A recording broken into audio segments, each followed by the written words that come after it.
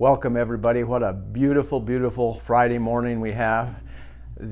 Probably the only thing I have on my calendar to share with you, if you've been reading the paper or listening to things that have been going on, you're already aware of it.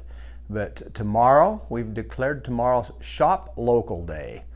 And I would really encourage us to make it a point to get out and make some purchases from our local businesses tomorrow. It's going to be a beautiful day, and it's a good day for us to start showing true support for those small businesses that truly become and have been for many years the lifeblood of our communities. So in a big way, it's just a matter of us supporting one another.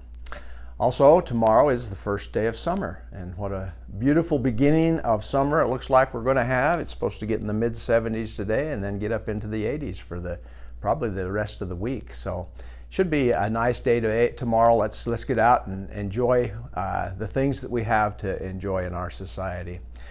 Aside from that, I just thought today that I'd share some thoughts with you.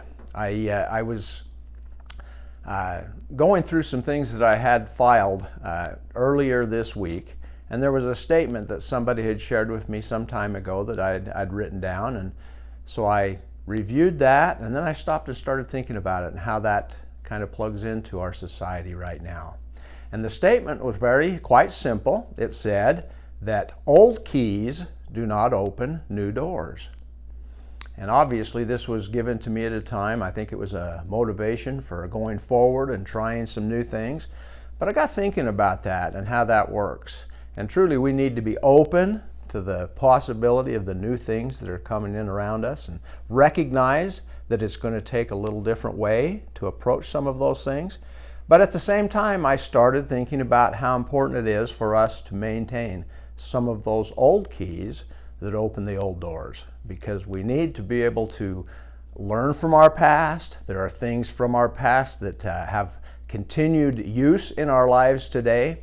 And so both sides of that issue have places for us to plug in. And so the thought that I'd like to give you today along those lines, and maybe it leaves that a little, but I think there's some connection there. You know, there's a lot of things that are happening in our society right now that if we allow them to, will divide us.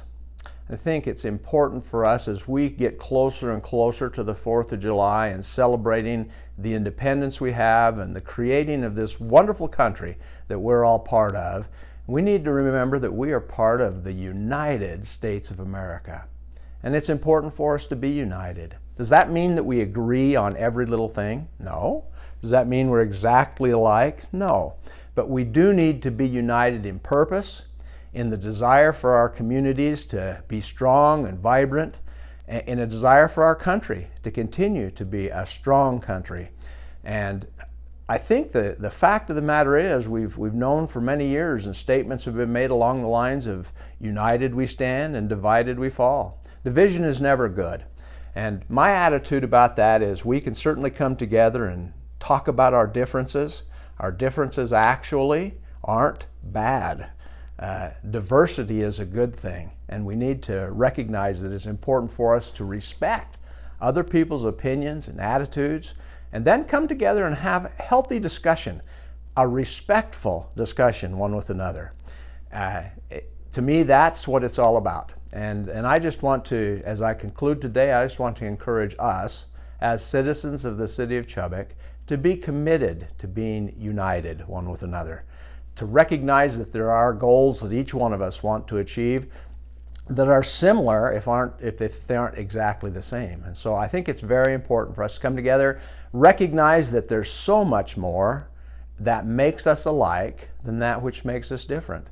And the things in our society right now that are having a tendency to divide us, we need to stand back. We need to be open to discussion. I've had a lot of people come into my office over the last couple of months, and especially the last couple of weeks, talking about some of these differences. And my attitude is if we approach this appropriately, we will come through this even stronger as a nation.